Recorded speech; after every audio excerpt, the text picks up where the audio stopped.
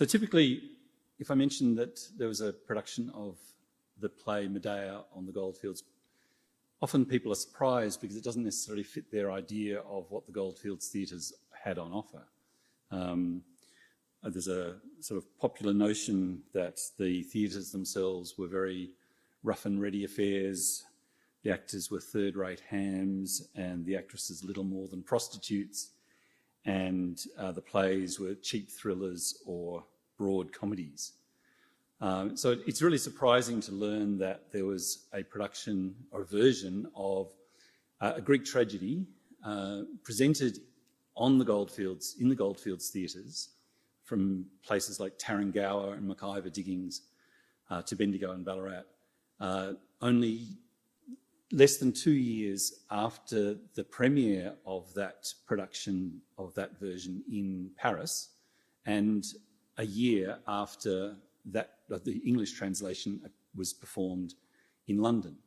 So I think you get a sense from that just how connected that cultural activities here were with what was happening in the home countries of the United States and England and indeed Europe, and that the expectations of audiences were that they would see the sorts of things that they had seen not long before when they'd left England 3-5 years ago, when they'd been going to theatre regularly and were in touch with what was happening in terms of theatre culture and performance in their home country. The story of Medea is well known. The foreign princess Medea, the daughter of the king of Colchis, who has the golden fleece in his care, helps the Greek adventurer, the Argonaut Jason, to win the golden fleece using her magical powers. She kills her brother when he becomes a threat, and then flees with Jason back to Greece, where she bears him 2 children before he deserts her in order to marry the daughter of the king of Corinth, Creusa. When Medea discovers this, she is not impressed. She takes him to task. She punishes him by murdering their 2 children, thereby depriving him of descendants and his place in immortality, and then flies off in a sort of blazing chariot drawn by dragons. So she's as much exotic sorceress as she is wronged wife. And there were versions of the play which appeared through the 18th century, and they tended to emphasise the spectacular nature of the story, the chariot that takes her off to Athens at the end, the possibilities for burning temples and spectacle in the show. But the play didn't really sit well, and I think the aspect of infanticide was really a huge impediment for people to really embrace the story. In fact, one of the 2 English translations got rid of the infanticide from the story altogether in the 18th century. I mean, Johnson's version of the story. And another one had Medea kill her children, but in a fit of madness where she's not responsible for her actions. In some ways, the story was really well, there were possibilities for it as an operatic treatment.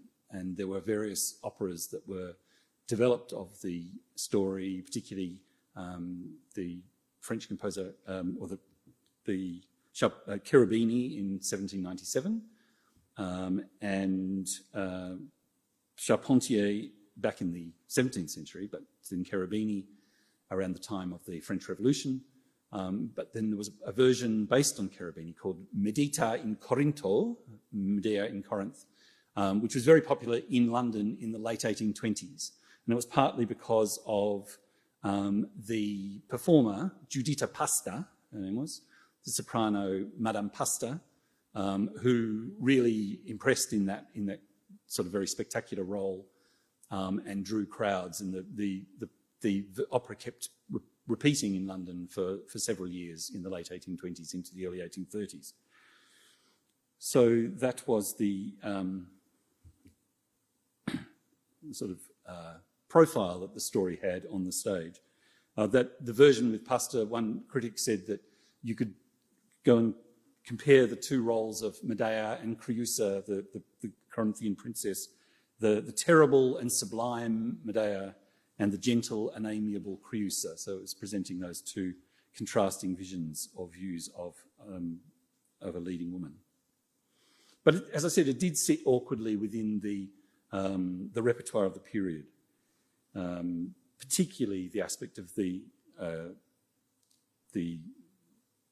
infanticide and how much she might be taken as a role model. But it was regularly reinterpreted through the 19th century as people tried to find ways for audiences to connect with what should have been an amazingly popular story and a very, very strong part for a female tragedian. And while Britain, the English theatre had its tragic heroes and its leading ladies, the tragedians of the English theatre, the tendency there was to go back to the English national drama and Shakespeare. It was in France that classical adaptations really had their home, and the plays of Racine and Corneille, they really looked to Greek tragedy as a model for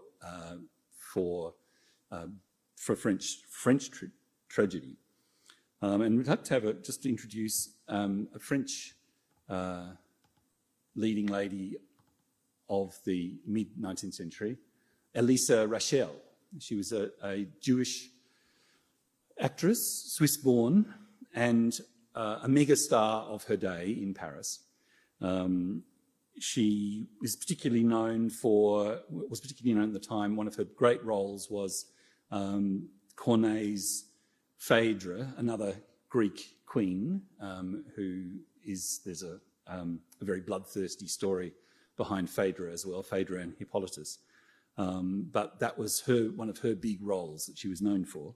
But she was also embraced roles in 18th century or contemporary plays, such as the story of the great 18th century French actress Adrienne Lecouvreur, and a play written by a duo of playwrights, Eugene Scribe and Ernest Laguerre, who worked as a team in a very complementary way over a number of years. And in the early 1850s, Rachel asked Laguerre to write her a play, and he could choose which part he wanted to do, and he hit on Medea as being something that would be particularly suited to her talents. So she said, we'll keep it short because I haven't got much time to rehearse it. So he cut it back from Euripides, the original Euripides play, 5 acts, back to 3. And there's a particular reason why Laguerre chose Medea, and I'll talk about that in just a bit.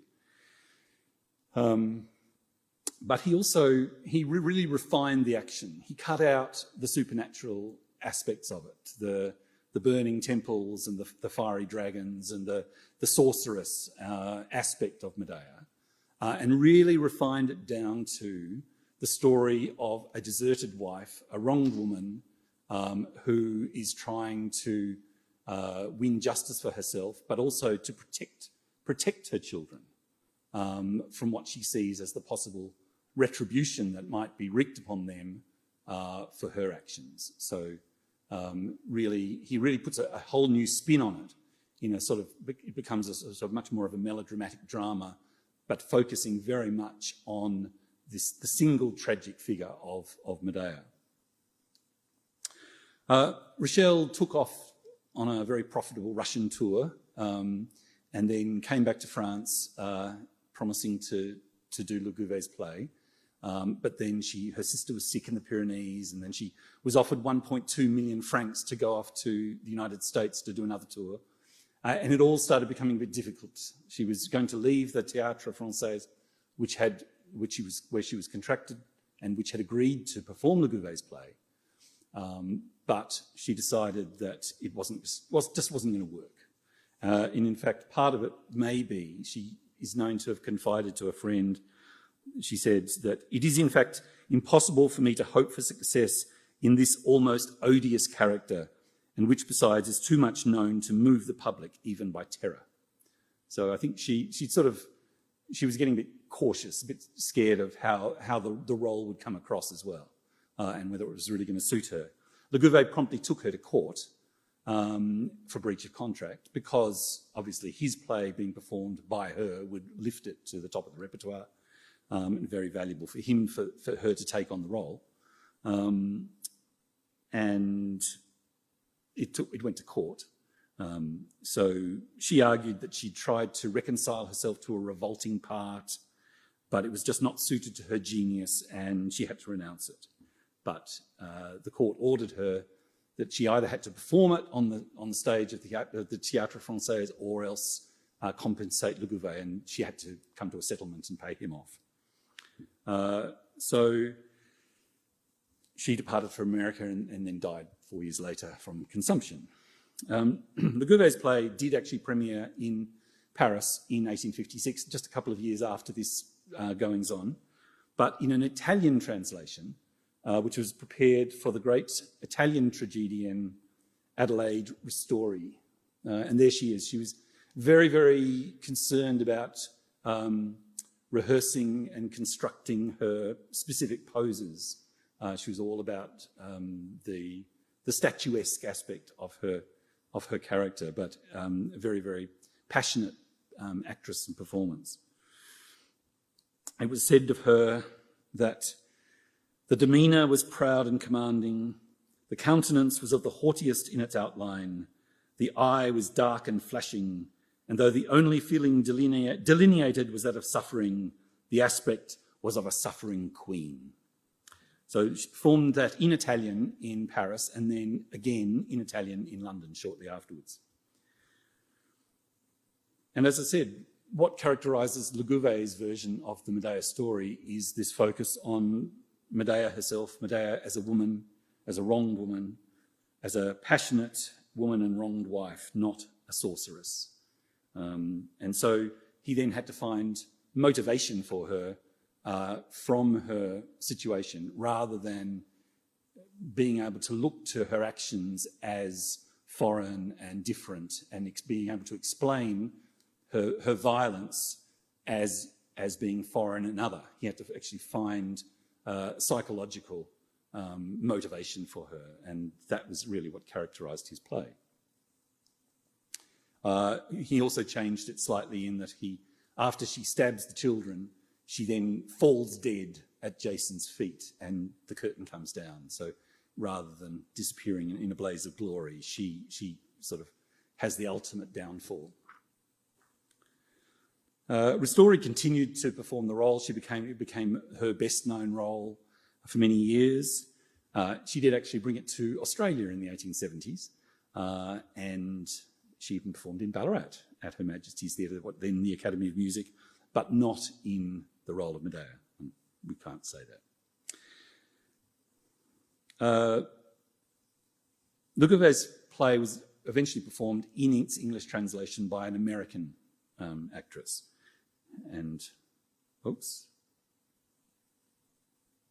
I'll just leap ahead to there. Matilda Heron. She was an enterprising actress who looked to the French stage for various roles, which she would then have translated and perform them in New York. The play Camille, the dying courtesan, the Damo Camelia story, she had translated but performed in New York. And likewise, she translated Medea, and that was presented in New York in 1857, and then she took it to London. And it was that version of the Medea story, the Laguerre story, but translated for Matilda Heron, that came to Australia. And I'll just actually look at Laguerre himself, because he's sort of key to this whole story. So, Ernest Laguerre was one of France's leading playwrights, but he was more than that. He was a poet and a novelist, but he's become a real focus of interest over recent years, because he was a very committed and passionate advocate for the rights of women. In the 1840s, he started doing a lecture series at the Collège de France in Paris about on the need to address the lack of women's rights in France under the Napoleonic Code. And he was continuing to give these lectures in 1848 during the revolution happening around him, in that time of social and intellectual ferment and change and overturning the old order. And he was very much advocating the need to redress this problem of the lack of rights for women. At that stage, in England, certainly, there was this principle of coverture, which was where a woman's rights were basically covered by those of her husband. So women had no right to own property in their own name. They had no rights to bring up their own children or have custody of their own children. This was a serious issue, which from this time became known and talked about as the woman question. That phrase really is a bit after this. It started appearing in the late 1850s, but the women's rights question sort of evolved into the woman question. And it really became a very serious issue right through the second half of the 19th century. Laguerre's lectures, he published those as a moral history of women in 1849, and that was translated into various European languages, including English. And I guess this is just to outline where this sits within the move towards developing the rights of women in England, certainly, that allowing or separating male and female prisoners. The Poor Law Amendment Act was a sort of a step back in some ways because it shafted responsibility for illegitimate children solely on women and actually led to a huge problem of infanticide of newborn babies by unmarried mothers who had no alternative because there was no opportunity for public help to kill children. It became a massive problem. It was only in 1839 that women were given the right to, if they did actually manage to get a divorce, they were able to have custody of the children up to the age of 7 and access beyond that. But I guess the next item is really a really key point, the Divorce and Matrimonial Causes Act of 1857. That was introduced in 1856 at the same time that Laguerre's play was premiering. And Medea is a deserted woman who's been abandoned by her husband, Jason, but has no recourse against that.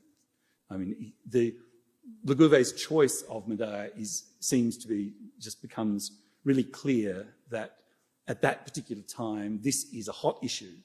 And he has chosen that image of an abandoned woman, a deserted wife, at the time that the opportunity for women to be able to divorce their husbands, to have their own separation, was being talked about. Of course, it was also the flip side of that was that it gave men the opportunity to divorce their wives as well, much more easily. But it was part, as you can see, it's part of a progression of legislation that gradually addresses this so-called women's question. Custody of Infants Act to take the age of custody up to 16, Married Women's Property Act, with married women finally allowed to own property in their own right, protections, closing of brothels and protecting girls from being recruited for prostitution, and finally into the 20th century with the right to vote.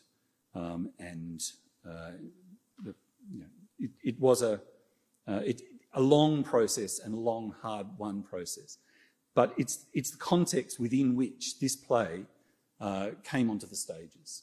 But these were live issues and very much being discussed and talked about certainly in English-speaking communities, but in European communities. Matilda Heron. But let's finally get to Australia. Oh, this is just one thing. Laguerre's play didn't really have more of a currency in England. This is an image of Edith Heron, who performed as Medea in the late 1850s in London in another version, which was sort of brought more of Euripides back into the story, brought more of the sorceress and the exotic into the story. Laguerre's version was really in this bubble around the mid-1850s and included Australia. So, this is the lady who brought Medea to Australia, the American actress Mary Provost. She was 22 when she arrived in Australia in 1857, very experienced actress with a solid reputation in California. Although she was very talented, judging by all the descriptions of her performances, she really impressed with her the power of her performances, but she was dogged by ill health. And this became a problem with Medea because it made such physical demands on the character, and physical and emotional demands on the character, that she actually had a lot of trouble with it.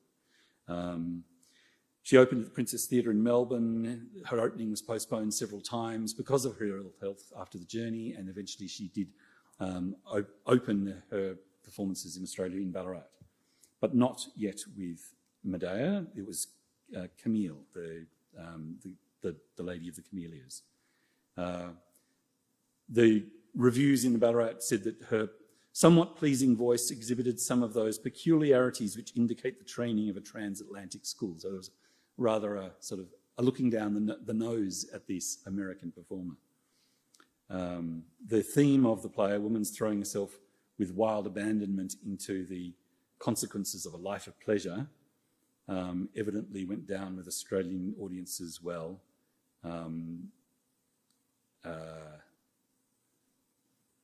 Better than it perhaps it had been with what an Australian reviewer described as the sometimes ever prudish Americans. But anyway. So it was actually in Bendigo that Provost performed Medea for the first time. She had Matilda Heron's version of the play, translation of the play, and it was the sole copy in Australia. The role was hailed a success. The Bendigo advertiser noted that she faithfully represents the fervour of love and the intensity of revenge and despair. But after that opening night, she fell sick. The performance had to be cancelled. Eventually, she performed the play a second time, and again, she took ill. Her continued indisposition was credited as arising from the great exertion necessary for the arduous character of Medea. When she returned to the stage, it was with Camille rather than Medea. She did perform a third time before they left Bendigo. Then they went on to various diggings, the McIver diggings, back to Bendigo, then Tarrangower, and Castlemaine. And Castlemaine, she brought Medea to the stage again. The local reviewer in Castlemaine struggled with aspects of the play. He found that the incidents of the action are highly improbable, and the passions and sentiments are in many cases of a kind better described as inhuman than superhuman. So, as you see, I mean, there's this ambivalence about the role and about the character that keeps cropping up. This reviewer in Castlemaine was interested in as a classical piece, and the fact that this English adaptation gave some idea of the class of thoughts and feelings which formed the favourite material for the tragic poet in this cultivated nation of the ancient times. So he was actually looking at it as a Greek, as an artefact, rather than as a living, breathing performance. After that performance in Castlemaine, once again, she failed to appear the next night. In response to protests from the audience about her failure to appear, she dragged herself to the stage in the state she was in to show that she was incapable of performing and pleaded for their compassion. Medea appeared again then in Ballarat, where audiences claimed her as their own. The fact that she'd premiered her Australian tour in Ballarat meant that they felt they owned her. They named a gold lead after her, and placards appeared around the town proclaiming, "Our Mary is back." and they were adulatory in her performance of Medea. The Ballarat Star said that in the character of Medea, the genius of the lady who last night impersonated the difficult creation of the ancient mythology shone with more than ordinary brilliancy. Also commenting that her fragile frame may seem painfully unequal to the huge labour of the delineation, and her voice at times fails to give utterance to all the soul which speaks in every look and gesture. So it was perhaps the part was sort of really beyond her physically, but they admired the intensity of passion, and it really pushed the boundaries, I suppose, in terms of the sorts of roles that they were used to seeing a female performer put onto the stage. It was really testing the limits in terms of the passion and energy of the part.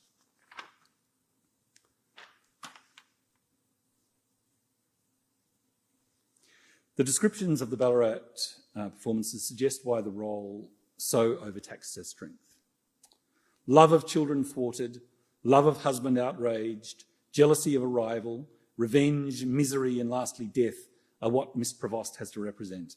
And as she does so, her genius seems to go beyond the bounds usually set to the histrionic art, and even at the sacrifice of stage conventionalities, by a strange intuition she throws into her acting a power with which we are little familiar. There is also a hint of a connection between observed life and the situation on stage, that the play concentrates all the passions which on the stage of life occasionally force women and men to loose themselves from the bonds which hold society together. And again, it's a morally challenging play that people are responding to and having to deal with. The role and Provost's interpretation had an extraordinary effect on the audience. The scenes which would to the mind's eye during a library reading be unnatural and overdone become altogether different when the central character around which all the others move as lesser lights is impersonated by an artiste upon the stage. Medea is no longer a raging fury transgressing the bounds of her sex and species, but at once takes her place as an embodiment of those passions which, though often felt, are but once or twice in a century the developed characteristics of a living woman. When it got to Melbourne, that's just another image of Mary Prevost. This was a song that she would occasionally perform during her seasons, and there's a record of her singing Unnumbered Kisses in Ballarat. That's just an overview of the number of times she performed Medea that I've been able to locate. But I'm pretty sure I've got them all. As you can see, Bendigo, Castlemaine, 4 times in Ballarat, twice in Maryborough, back to Ballarat, into Sydney, and then to Melbourne. The performance in Sydney was at the Australian Library. It was a rehearsed reading rather than a performance. But James Smith, so that's the Princess Theatre which she performed at in Melbourne. That's the era at which she was performing there, to give a sense of the physical environment. James Smith, the conservative critic in Melbourne, was less than impressed, however, both with the version of the play that she was performing and her performance himself. He felt that she lacked the power to sustain the role. He thought that the play itself was melodramatic. He looked back to Euripides. He was very much an educated classicist, and he thought that they shouldn't fiddle around with the play.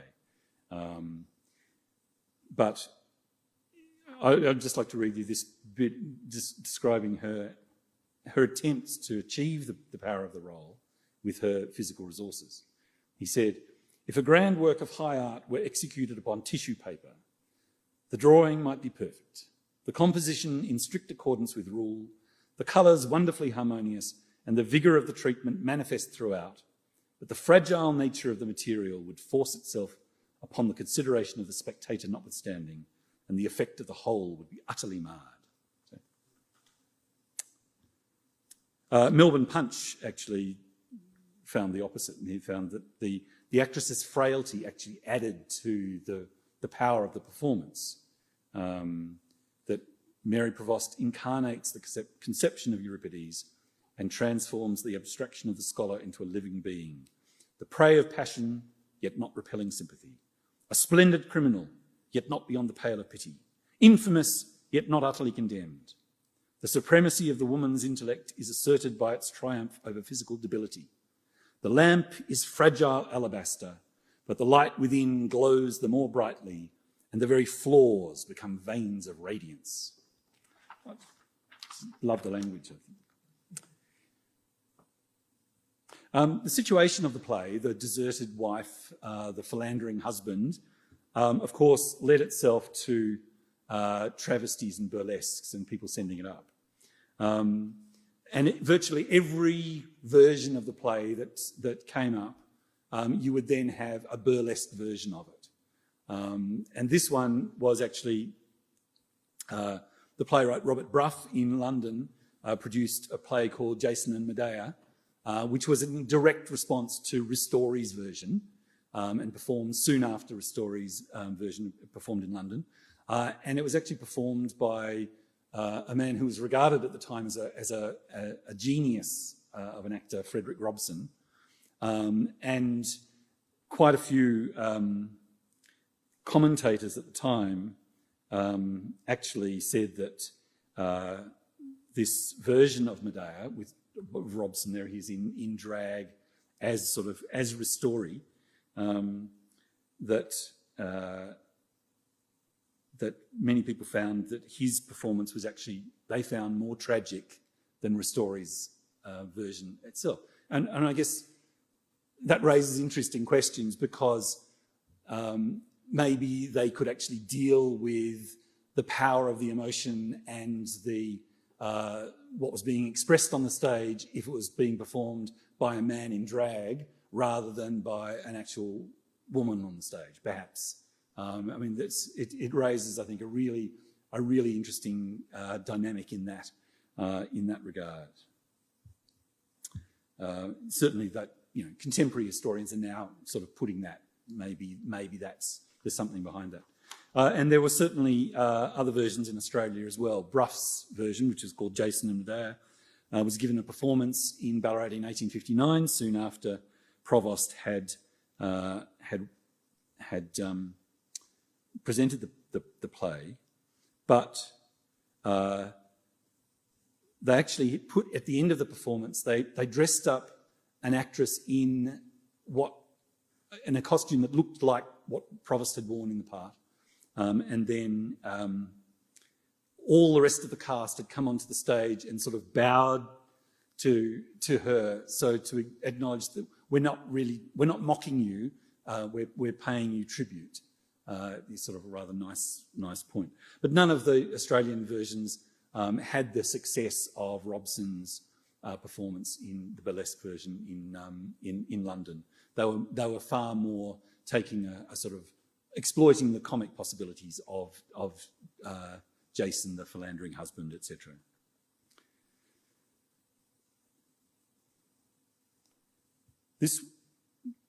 So just an idea, that's Medea Quadrilles. So they actually published dance music under Frederick Robson's label of music from the production. Medea's Quadrilles, taken from the travesty of Medea, performed at the Olympic Theatre, including Mr. F. Robson's celebrated dagger dance. So is he murdering his children at the time or what? It's just quite bizarre, I find. And the Medea Mazurka. Which brings us to the second Medea who appeared. So as Mary Prevost was in Sydney preparing to depart to an engagement at the Haymarket Theatre in London, Avonia Jones arrived in Melbourne. Avonia, after the River Avon, she was from a theatrical family. Her mother, Melinda, was an actress. And Avonia Jones was 20 years old when she came out to Australia. And she also brought a version of Matilda Heron's translation of the Laguerre play and was getting ready to perform it. She was much stronger physically than Prevost, and all the accounts of her performances. There's much, I think, less discussion of the moral problems of the play or issues with the play in Jones's reviews, because they're really sort of comparing her to Provost and describing that they're more familiar with the play and its points. They're looking at how she did it. And there's a lot more discussion of particular parts of the play, particular lines she delivers, how she delivers them, and less speculation. And sort of there's less fruitful grounds for me to look at the Avonia Jones's tour, but there's also another reason as well. Here's the list of performances in Avonia Jones's tour. And just as Provost, these are only the performances of Medea. She, of course, she had a broad repertoire. She might come to Geelong, Ballarat, Melbourne, wherever, and perform different plays every night, but Medea might be performed 3 or 4 times during that season at that particular theatre. And she'd be performing with different companies as well. So they would recruit a company to support her. She might have the same leading man for much of the tour, her time in Australia, but it might change around. She was the crucial component of it.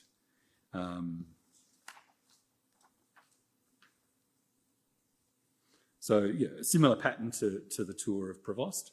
Coming into Melbourne, doing a tour of the Goldfields, the very profitable market out in the sort of gold-rich Goldfields theatres, which became in effect a sort of circuit on the sort of the English model of a provincial area where there was an established circuit of theatres. At this time in Australia, in Victoria, there was enough population looking for entertainment. There was gold in their pockets, particularly single people who were ready to come to theatre, that there was a market for a really active touring circuit. Include a visit to Sydney. You may come back to Victoria. But it really... Avonia Jones didn't leave Australia till May 1861, but her performances of Medea really sort of tailed off. Because, and this was partly because, although her skill was developing, I mean, she was young, she was well established, but she was still learning her skills, and this was sort of discussed in her reviews, and whether she was improving or how she was becoming more confident. There was a blossoming romance with the great Irish tragedian G.V. Brooke, Gustavus Vasa Brooke, who was the leading male tragedian of his time in Australia, and who was touring the Goldfields theatres at the same time. They shared the bill at various places, and things happened.